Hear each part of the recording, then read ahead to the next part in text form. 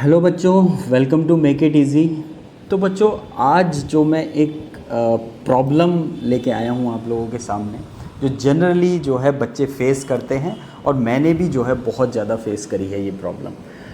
वो प्रॉब्लम क्या है? वो प्रॉब्लम है कि जब भी हम कोई चीज़ पढ़ते हैं तो हमारे दिमाग में जो है कुछ डाउट्स आते हैं कि यार ये कैसे हुआ होगा, किस तरीके से ये आया होगा, क्या है। पर हमें ऐसा लगता है कि यार ये इतना बेसिक है, अगर मैं पूछूंगा तो पता नहीं क्या ही कोई सोचेगा कि यार तुझे ये नहीं पता है कैसे आया। पर एक्चुअली में वो बहुत बड़ा डाउट होता है। ये मैंने लेटर ऑन रियलाइज़ किया कि एक्चुअली में बहुत बड़ा डाउट होता है और बड़े बड़े इंजीनियर्स जो हैं एक्चुअल में उस बेसिक जो कॉन्सेप्ट को, बेसिक डाउट को ढूंढ रहे होते हैं। तो मैं आपसे कहना चाहूँगा कि इस तरीके के जो भी डाउट्स हैं उनको आप पूछो, तभी जो है आपकी जो है इंजीनियरिंग सोच है वो डेवलप होएगी। अगर आप डाउट नहीं पूछोगे, आप उसको ऐसे ही रट लोगे तो चीज़ें फिर समझ में नहीं आएंगी। ऐसा ही एक डाउट है बेटा, जो आप लोगों को ज़रूर आया होगा।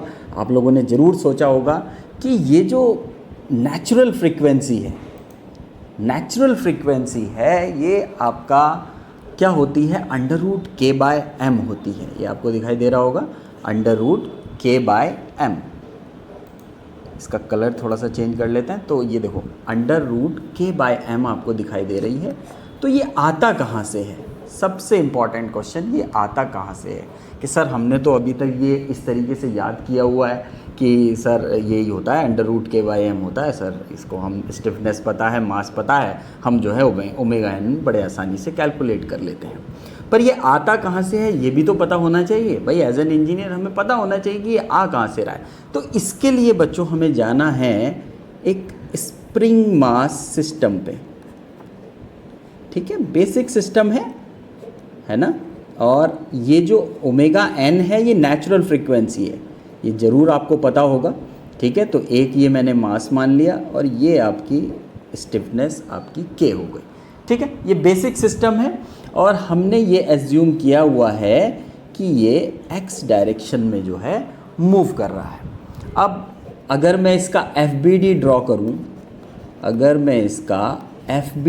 करूं तो क्या होगा कि सर इसमें सिंपल एक ही फोर्स है, क्योंकि डायरेक्शन इधर है, इधर स्ट्रेच होगा तो kx जो है मेरा इस डायरेक्शन में लगेगा। ठीक है, इधर जा रहा है तो kx आपका इस डायरेक्शन में लगेगा। और हमें पता है, किस बात का पता है कि भाई एक D.Alembert करके भैया थे हमारे, उन्होंने हमें क्या बताया था? उन्होंने बताया था कि भाई कोई भी अगर डायनामिक प्रॉब्लम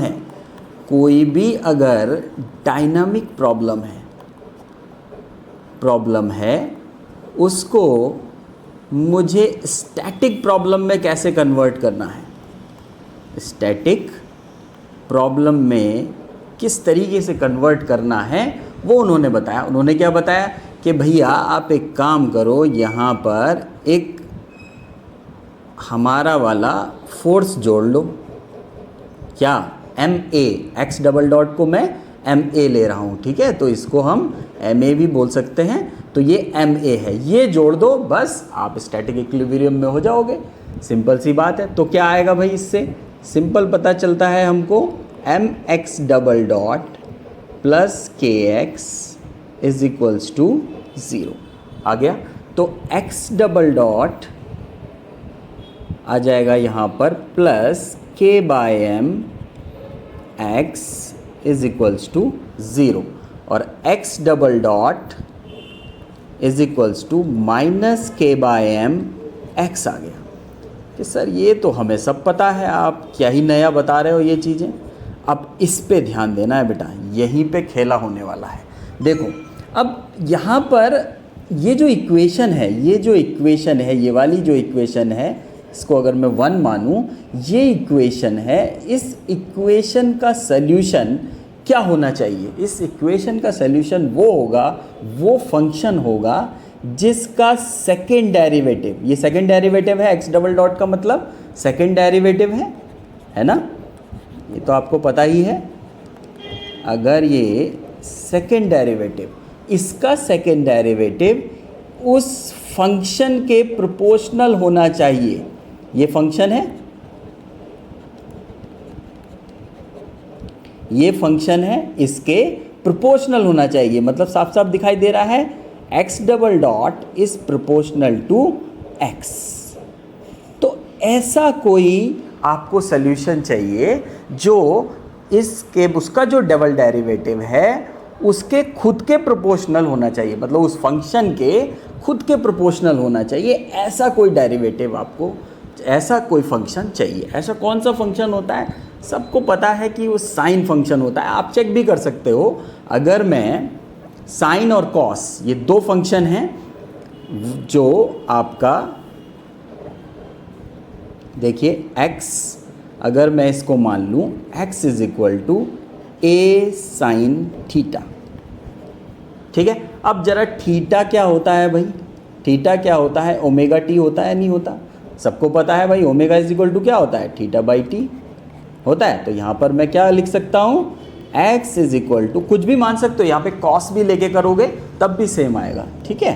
तो यहाँ पर आप साइन ओमेगा टी जो है लिख दोगे यहाँ पर, ठीक है। साइन ओमेगा टी आपने जो है आराम से इसको लिख दिया। अब सर आप तो कह रहे थे कि ये इसके बराबर ऐसा ही आएगा, प्रोपोर्शनल आएगा। बिल्कुल आएगा, चेक करो, देखो x डॉट यदि मैं करूँगा तो क्या आएगा भाई? a omega cos omega T आएगा, बिल्कुल आएगा सर। और अगर x डबल डॉट करूँगा तो क्या आएगा? Minus a omega square sine omega T. आ रहा है नहीं आ रहा है? ज़रा देखो, x डबल डॉट और यहाँ पर x क्या है? x है a sign omega T minus omega square और ये है x। इसका क्या मतलब हुआ? इसका मतलब सर ये हुआ कि ये इसके प्रोपोर्शनल है या नहीं? देखो साफ साफ दिखाई दे रहा है। तो मतलब ये इसका सल्यूशन है, ठीक है। ये इसका सल्यूशन बिल्कुल हो सकता है। बस कुछ नहीं करना है, अब इसको आप इस इक्वेशन में पुट कर दो, इसको आप इस इक्वेशन में पुट कर दो। चलो अगली स्लाइड्स में कर लेते हैं इसको। भाई क्या थी हमारी इक्वेशन? इक्वेशन थी mx dot plus k x is equal to 0 थी, है ना। तो इसको यदि मैं x double dot k by m x is equals to 0 लिख देता हूँ, ठीक है। x डबल डॉट क्या था भाई मेरा? x डबल डॉट क्या था? देखो ज़रा, x डबल डॉट है मेरा minus a omega square sine omega T. देखो क्या था? Minus a omega square sine omega T आ गया प्लस k बाय m, और ये क्या माना था? x हमने माना था a साइन ओमेगा टी माना था सर। सिंपल हो गया।